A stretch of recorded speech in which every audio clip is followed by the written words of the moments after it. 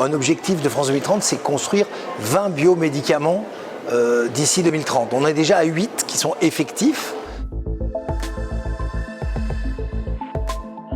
Ce matin, on n'a pas spécifiquement rentré dans le détail des projets, mais on a donné un peu des directions, notamment une des grandes directions sur lesquelles on aimerait travailler.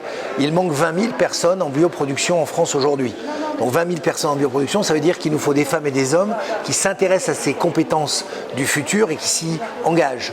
Donc un des projets phares, ce serait par exemple de créer sur le site montpelliérain et plus largement en Occitanie, une formation particulière sur ces bioproductions qui permettrait justement de réussir cette transformation de la chimie vers la biologie et de véritablement à la fois réussir des nouveaux produits et décarboner notre planète.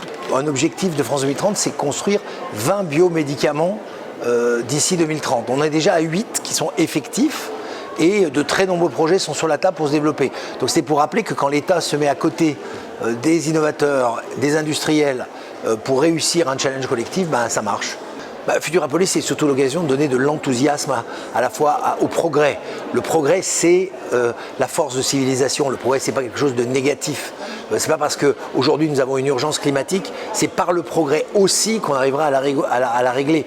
Il n'y a pas une responsabilité directe de la science dans ce que nous vivons aujourd'hui.